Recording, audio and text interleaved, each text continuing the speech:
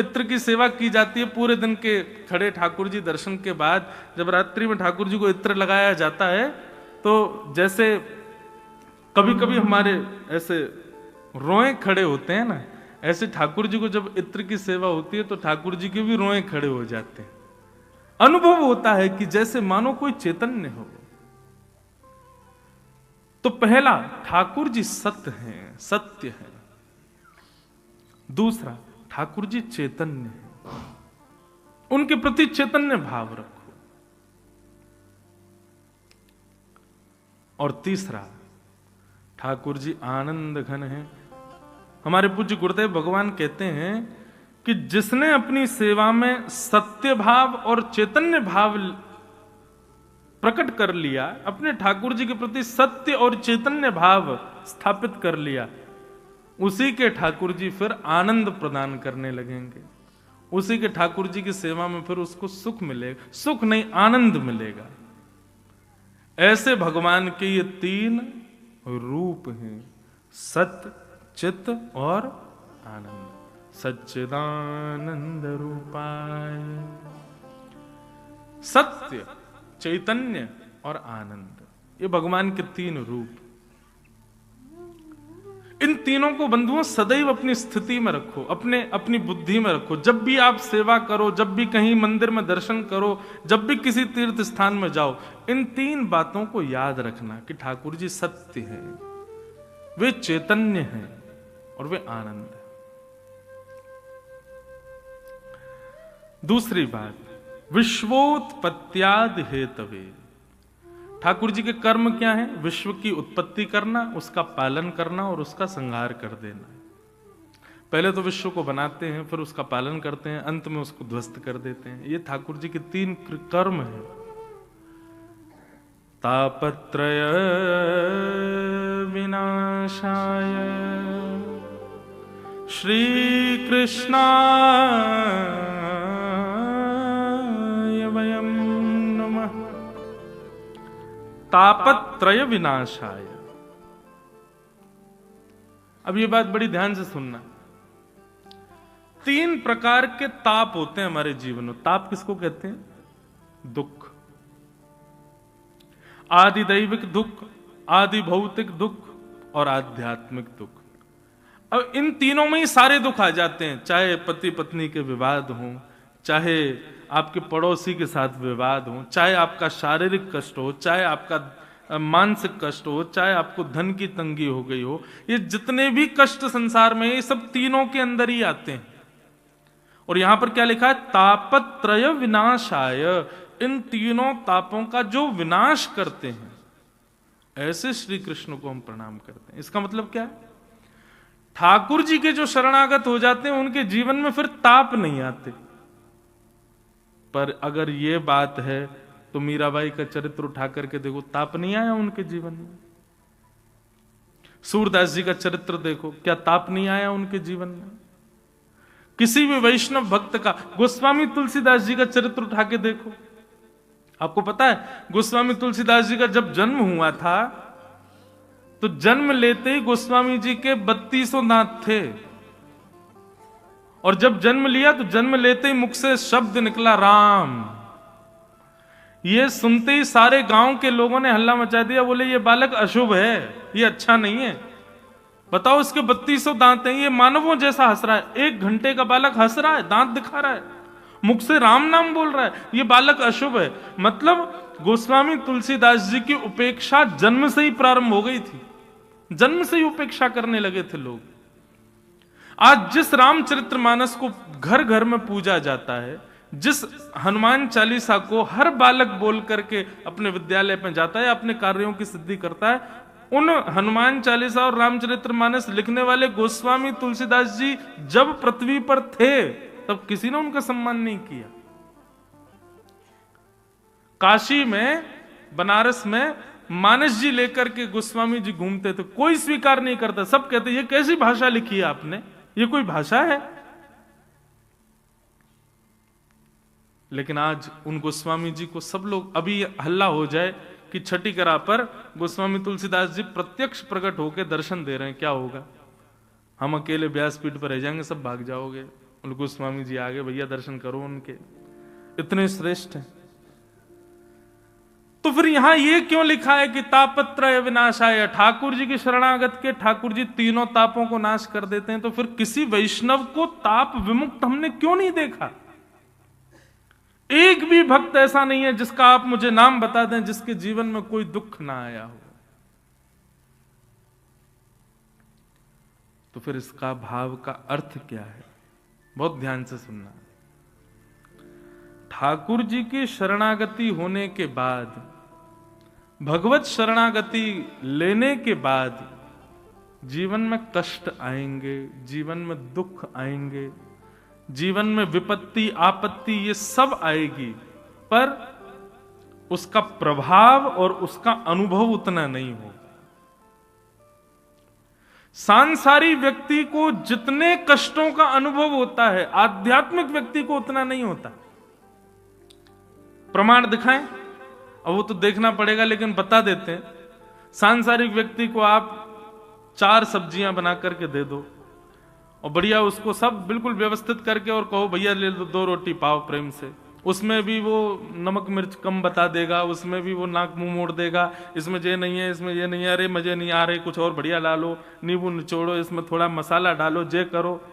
और वही भगवत वैष्णव भक्त हो, उसको आप 2 दिन बासी रोटी दे दो और उसमें ही थोड़े से टमाटर काट करके दे दो, या ठाकुर जी की कोई अमनिया प्रसादी हो, ठाकुर जी को भोग लगी हो, वो उसको दे दो, कैसी भी हो, बस ठाकुर जी की प्रसादी हो, वो बिल्कुल उसको प्रेम पूर्वक पालेगा। उसमें कोई किसी भी प्रकार का कोई भाव ऐसा नहीं रखेगा कि ऐसा क्यों।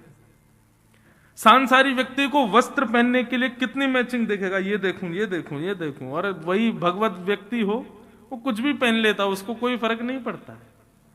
सांसारिक व्यक्ति को सोने के लिए गद्दा भी अपने अनुकूल चाहिए, लेकिन भगवत वैष्णव भक्त को तो सामान्य पृथ्वी मिल जाए वहीं लेट के सो जाता है। कहने का अभिप्राय, जब आपके जीवन में आध्यात्म स्तर बढ़ता है तो कष्ट तो जीवन में आते हैं, लेकिन आपको उसका अनुभव नहीं होता, उनकी अनुभूति कम हो जाती है, वे अनुभव होने कम लगते हैं। आध्यात्मिक होने का मतलब यह नहीं कि आपके जीवन से कष्ट चले जाएंगे। यहां पे ये बांध दो, यहां पे ये कर दे आओ, वहां पे वो कर आए, वहां पे चोला चढ़ाया हो, वहां पे ये कर आओ, इससे कष्ट दूर हो जाएंगे। भाई प्रारब्ध है ये तो भोगना ही पड़ेगा, उससे कैसे बच जाओगे? बस ये हो सकता है कि आपने कोई प्रक्रिया कर ली तो कुछ दिन के लिए वो टल जाएगी, लेकिन वो आएगी लौट करके, उससे बच नहीं पाओगे आप। तो फिर अपने प्रारब्धों को स्वीकार कीजिए ना, उससे भागते क्यों है हम लोग? जगन्नाथपुरी में श्री जगन्नाथ जी के एक भक्त हुए माधव दास जी, मैं कथा सुनाया करता हूं उनकी, मुझे क्योंकि ये कथा इतनी प्रिय है, ये छोटी सी कथा में इतना बड़ा ज्ञान छुपा है। माधव दास जी को एक बार एक बहुत भयानक रोग हो गया, ऐसा रोग हो गया कि वो शिथिल हो गए और बिस्तर पर पड़े पड़े उनके मलमूत्र त्याग होता था, दुर्बल हो गए, निर्बल हो गए। तब माधव दास जी पर दया आ गई जगन्नाथ जी को। जगन्नाथ जी बोले, माधव दास बेचारो या की कोई सेवा भी ना कर रहे हो, मैं जाऊं या के पास। तो ठाकुर जी आ गए और ठाकुर जी अपने अंजलि में जल भर के लाते और माधव दास जी के मलमूत्र को साफ करने लगे। माधव दास जी के जब नेत्र खुले, देखा जगन्नाथ भगवान सेवा कर रहे हैं, हाथ पकड़ लिया। बोले प्रभु क्या कर रहे हो आप? बोले तुम्हारी सेवा कर रहा हूं, तुम बहुत दुर्बल हो गए ना, बीमार हो गए हो। तो माधव दास जी ने कहा, आप तो भगवान हो, आप मेरी सेवा करना मंजूर मानते हो, इससे अच्छा तो मेरा रोग दूर कर दो। आप चाहो तो हो सकता है आप चुटकी बजाओ, मैं ठीक हो जाऊंगा। आप वो क्यों नहीं कर रहे हो? मेरी सेवा क्यों कर रहे हो? आप चाहो तो मैं तो बिल्कुल रोग निवृत्त हो जाऊंगा। तब भगवान ने जो बात कही वो सुनिए। ठाकुर जी कहते हैं, माधव,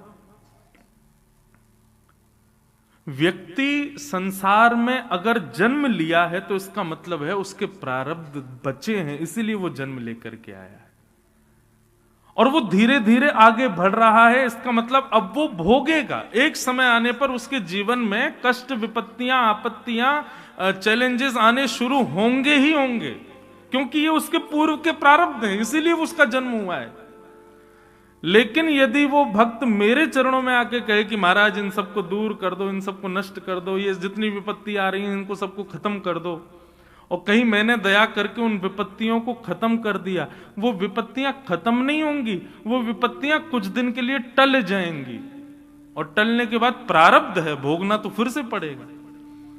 माधव, आज तुमको एक रोग हुआ, यदि मैंने इस रोग को चुटकी बजा के ठीक कर दिया ना, तो अभी के लिए तो ये टल जाएगा, लेकिन ये प्रारब्ध जो तुम्हारा बच गया, जो तुमने भोगा नहीं, उसको भोगने के लिए तुमको फिर से जन्म लेना पड़ेगा और फिर तुमको भोगना पड़ेगा। इसलिए मैं चाहता हूं कि तुम अभी निवृत्त हो जाओ, इसके बाद तुम्हारा जन्म ही ना हो। इसलिए जो कुछ भी मिल रहा है सबको भोग लो, ताकि तुम अभी निवृत्त हो जाओगे, इसके बाद तुम्हारा जन्म नहीं होगा फिर। इसलिए बंधुओं, आप अनुभव करके देख लीजिएगा। हमने तो बहुत कम आयु में अनुभव कर लिया कि वैष्णव पथ पर जो चलने लगा व्यक्ति, उसके जीवन में कष्ट सामान्य व्यक्ति से ज्यादा आता है। क्यों? ठाकुर जी जैसे ही देखते हैं कि अब ये वैष्णव हो गया, अब ये भक्ति पथ का पथिक हो गया, अब ये मेरे मार्ग पर चलने लगा, तो ठाकुर जी उसके सारे प्रारब्धों को इकट्ठा करके एक साथ भोगवाना प्रारंभ करते हैं। भोग ले सबको, सबको खत्म कर और निवृत्त होके आ जा मेरे पास। इसका मतलब क्या है? यदि आप 4-5 दिन बिना किसी विपत्ति के, बिना किसी आपत्ति के जी रहे हो, सब कुछ बढ़िया चल रहा है, जैसा सोचा था, जैसा विचार किया था, सब कुछ वैसा चल रहा है, तो घबराहट होनी चाहिए आपको। क्यों?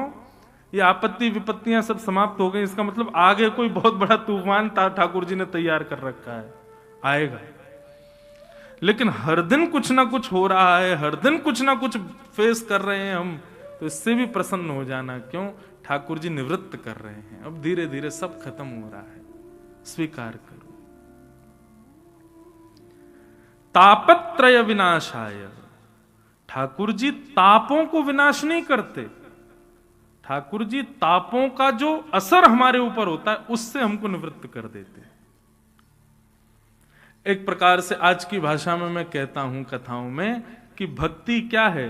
भक्ति एनेस्थीसिया का इंजेक्शन है।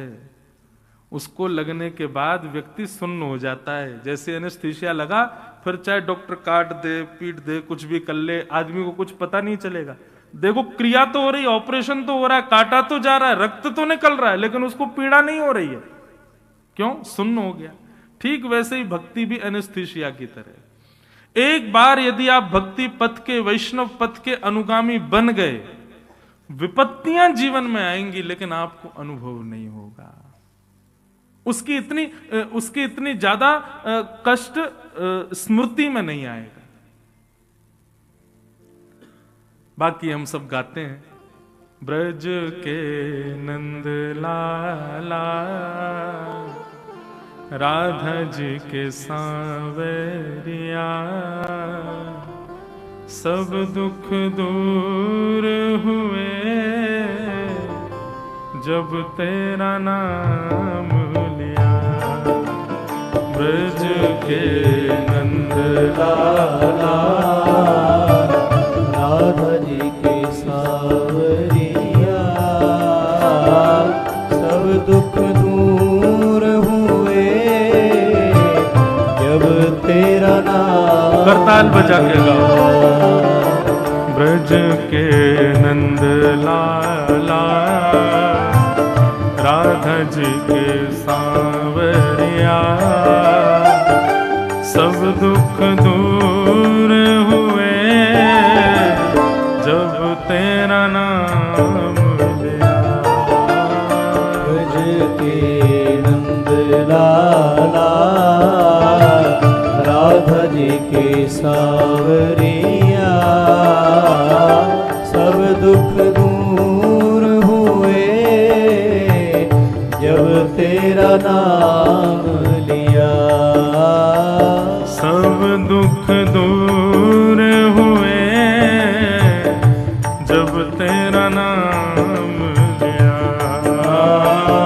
सब दुख दूर हुए जब तेरा नाम पुकारे तुम्हें गिरधर गोपाला। मीरा पुकारे तुम्हें गिरधर गोपाला। मीरा पुकारे तुम्हें गिरधर गोपाला। मीरा पुकारे तुम्हें गिरधर गोपाला। ढल गया अमृत में विष का भरा प्याला। बन गया अमृत में विष का भरा प्याला। ओ विष का भरा प्याला कौन मिटाए उसे जिस तूने राख लिया। सब दुख दूर हुए जब तेरा नाम लिया। सब दुख दूर हुए जब तेरा नाम लिया। ओ ब्रज के नंद लाला राधा जी के सांवरिया। सब दुख दूर हुए जब तेरा नाम लिया। सब दुख दूर हुए जब तेरा नाम। श्री राधा रमन लाल की जय हो।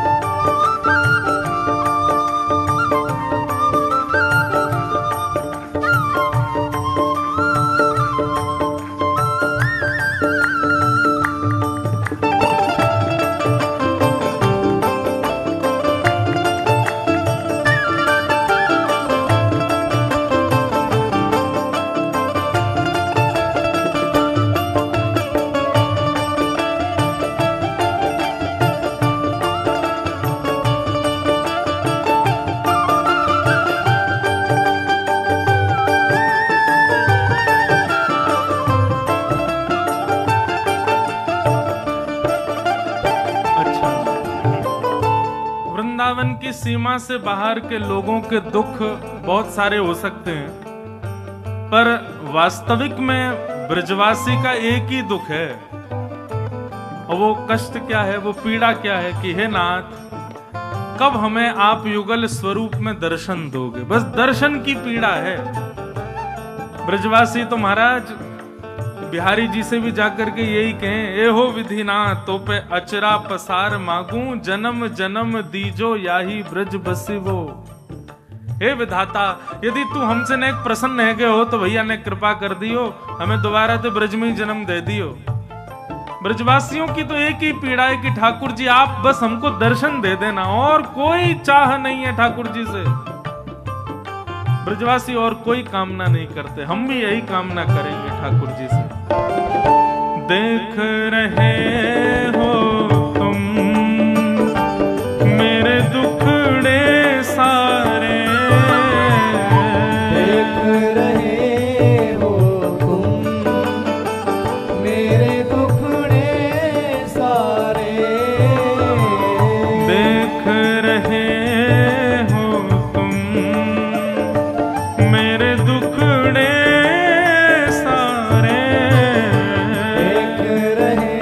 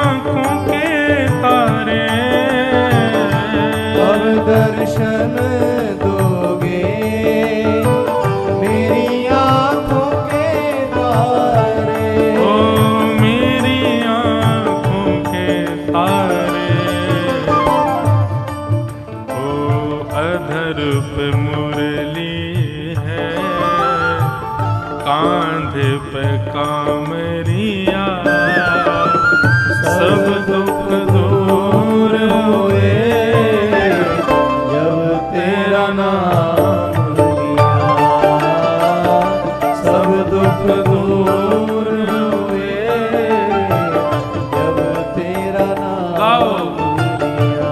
ओ ब्रज के नंद लाला, राधा जी के सांवरिया, सब दुख दूर हुए जब तेरा नाम लिया।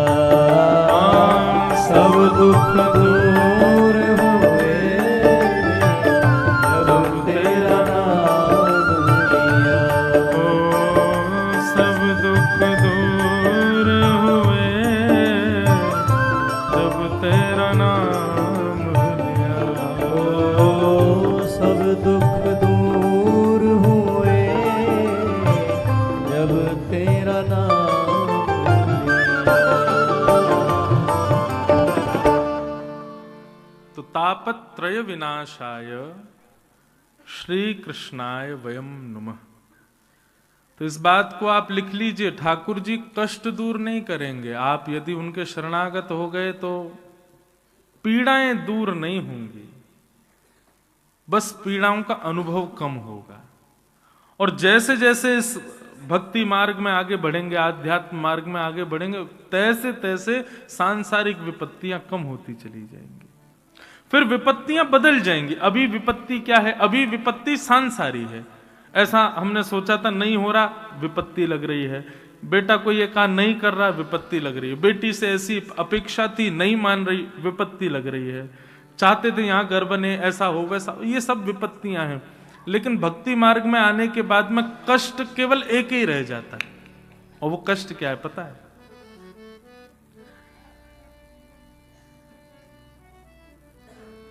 विपदो नैव विपदः, संपदो नैव संपद, विपद विस्मरणं विष्णो, संपद नारायण स्मृति। भक्ति मार्ग में आने के बाद केवल एक विपत्ति रह जाती है। भोजन नहीं मिला, ये विपत्ति नहीं। धन नहीं मिला, ये विपत्ति नहीं। ये नहीं हुआ, ये विपत्ति नहीं। तब तो एक ही विपत्ति है, क्या? हम रोज बिहारी जी दर्शन करने जाते हैं, आज नहीं जा पा रहे, ये विपत्ति। हम हर दिन वृंदावन को याद करते हैं, आज वृंदावन की याद क्यों नहीं आ रही, ये विपत्ति। हम रोज कथा सुनते हैं, लेकिन आज कोई कथा क्रम में जाने का अवसर ही नहीं मिल पा रहा, ये विपत्ति। हम नित्य अपने ठाकुर जी की सेवा करते हैं, लेकिन आज किसी कारण से मुझे कहीं जाना पड़ रहा है, मैं सेवा नहीं कर पा रहा, ये विपत्ति। भक्ति मार्ग में आने के बाद विपत्तियां बदल जाती हैं। फिर ठाकुर जी से संबंधी भाव ना मिलने पर विपत्ति लगती है। फिर संसार की स्थिति विपत्ति नहीं देती।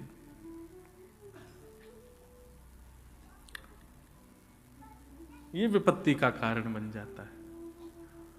विपद विस्मरणम विष्णु, ठाकुर जी की स्मृति ना होना, यह विपत्ति का कारण लगता है।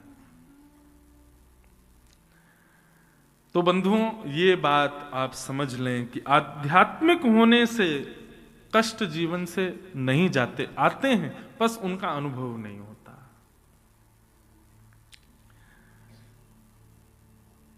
हमारे ब्रज में गाते हैं, ऐसो दुख दीजो ही माहि। कैसो दुख?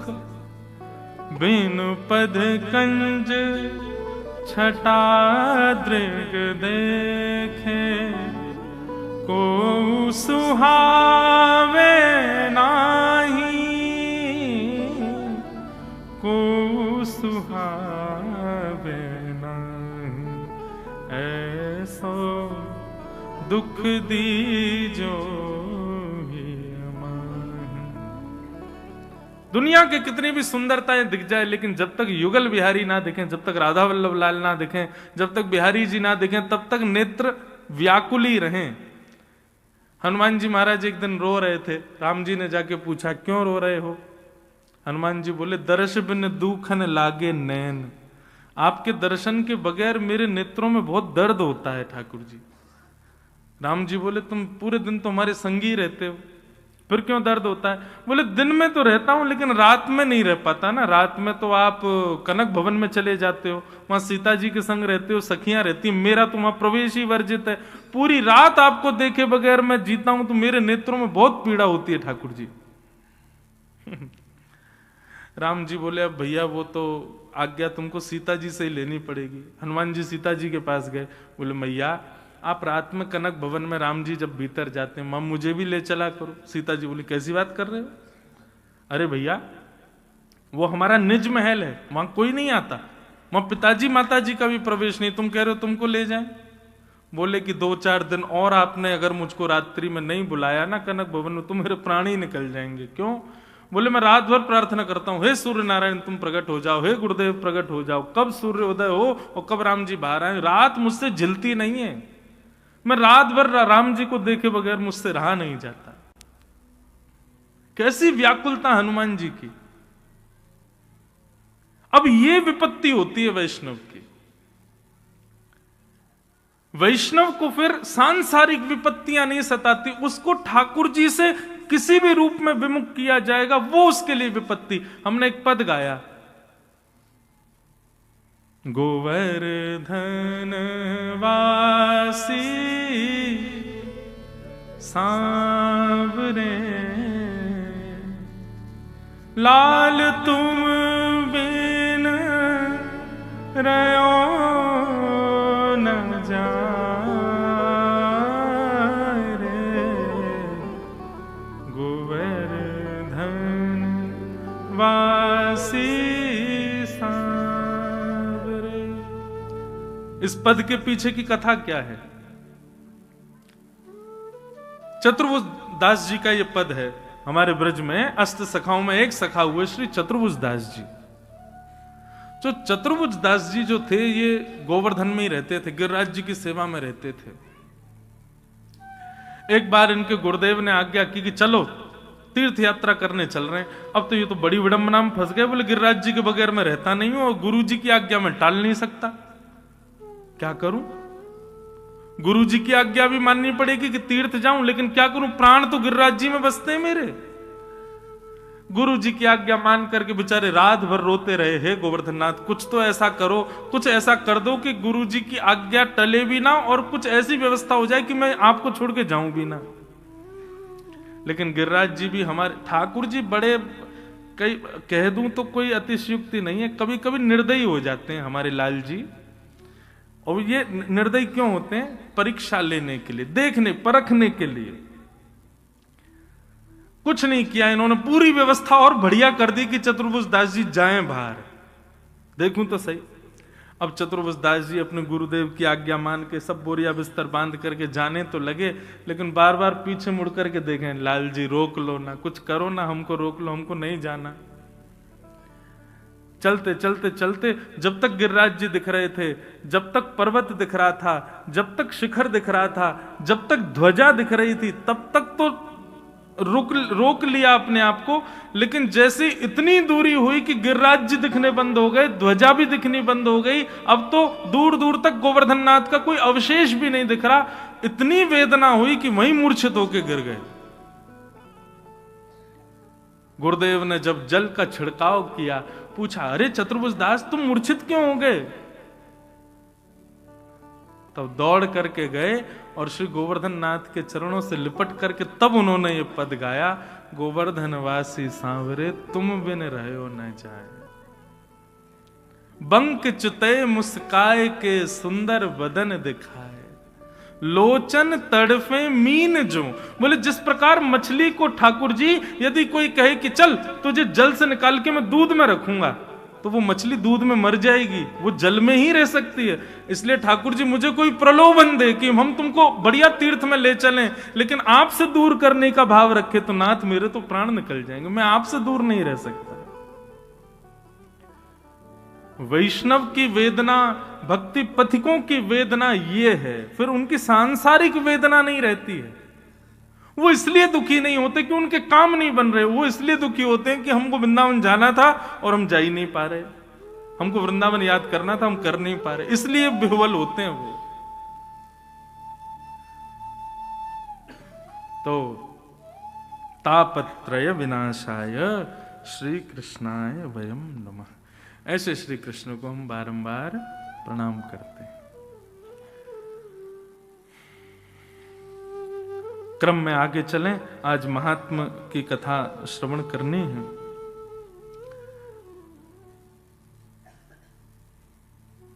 अठासी 8000 सौनिकादि ऋषि नैमिषारण्य क्षेत्र में विराजमान है भैरवी, और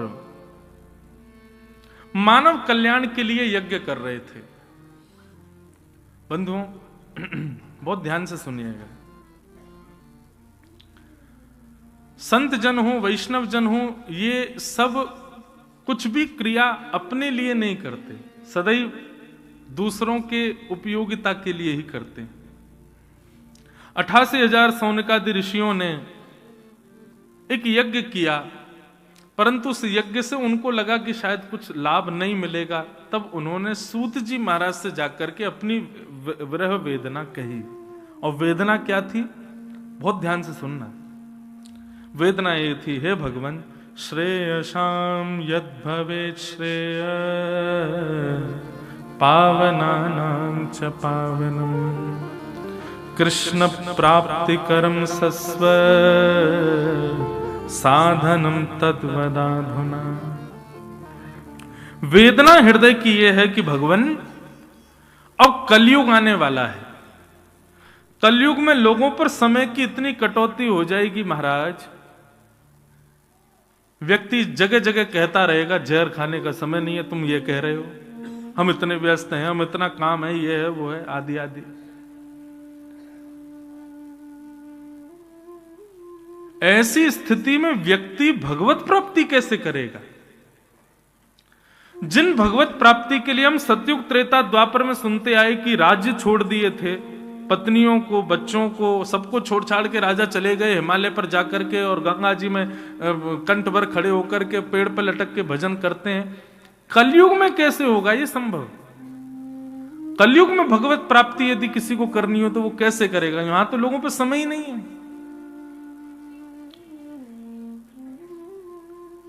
अपने घरों में अनुष्ठान कराते हैं लोग, ब्राह्मण देवता बेचारे एक दिन पहले से आएंगे, चौकी पर बढ़िया सुंदर वेदी बनाएंगे, कलश रखेंगे, सब कुछ करेंगे। पंडित जी कल कितने बजे?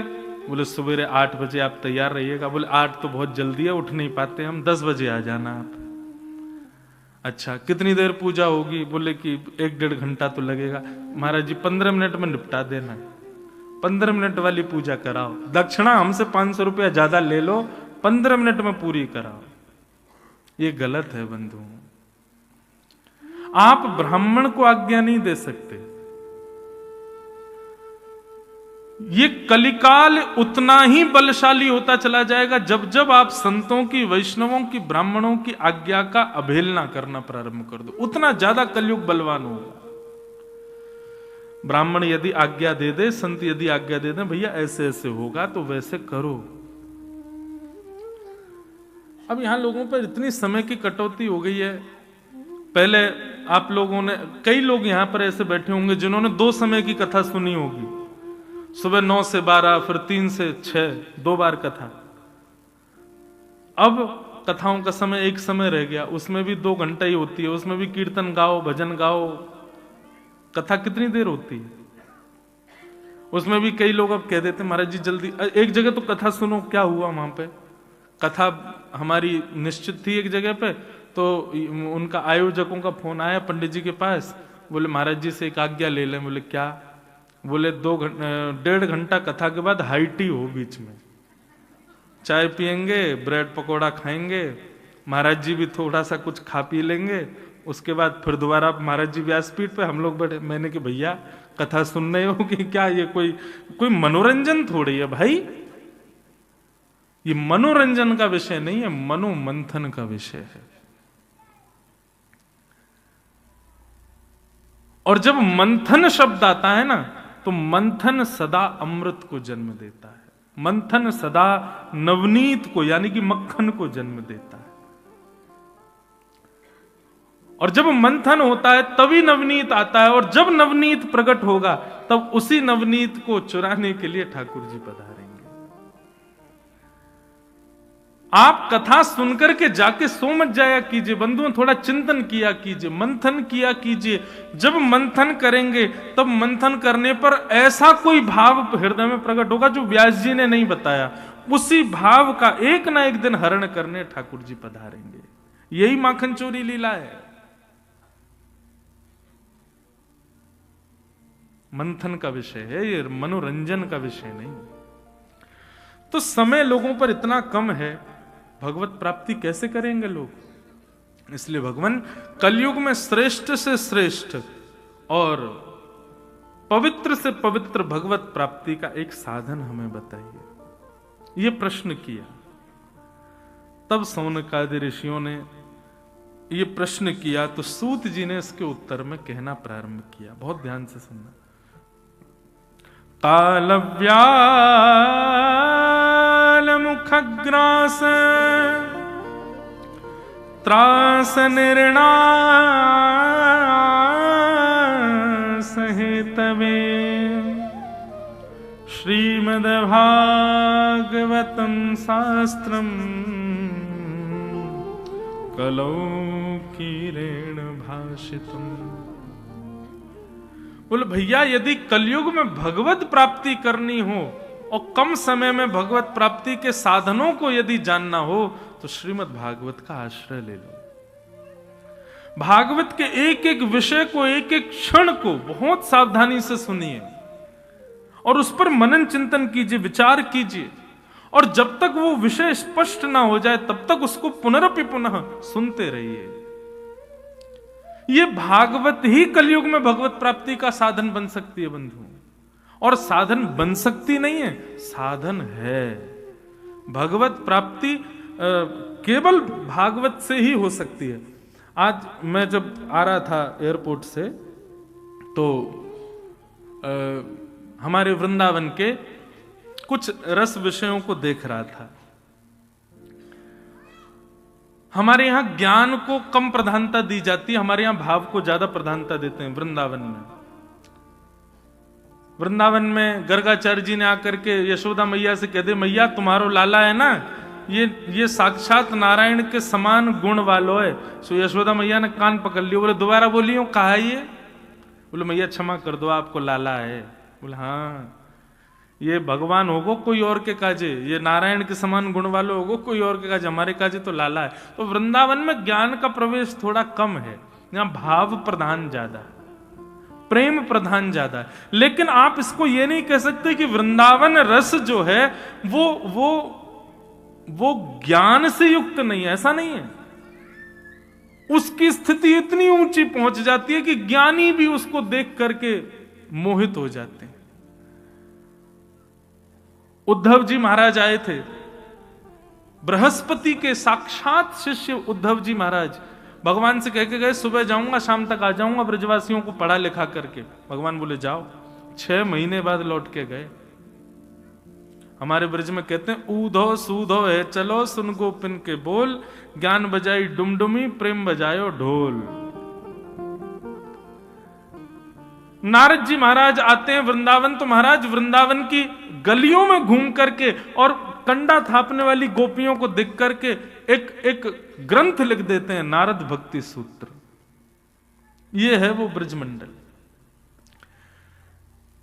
तो कुछ मैं देख रहा था कि हमारे ब्रज में प्रधान किसको माना। तो हमारे यहां स्वामी श्री हरिदास जी, जिन्होंने श्री बिहारी जी को प्रकट किया, श्री वृंदावन बिहारी लाल जी को जिन्होंने प्रकट किया, उन्होंने ब्रजवासियों के 7 नियम बताए कि ब्रजवासी यदि भगवत भक्त बनना चाहते हैं तो इन 7 नियमों का पालन करें।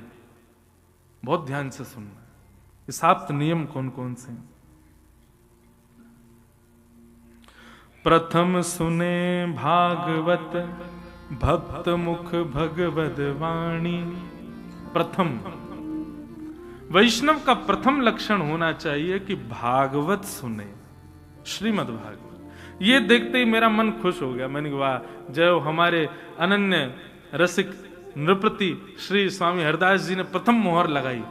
उनके सप्त भावों को श्री भगवत रसिक देव जी ने ये वर्णन किया कि भाई सबसे पहले तो यदि भागवत से आपको प्रेम नहीं है तो बिहारी जी से कभी प्रेम नहीं हो सकता आपको।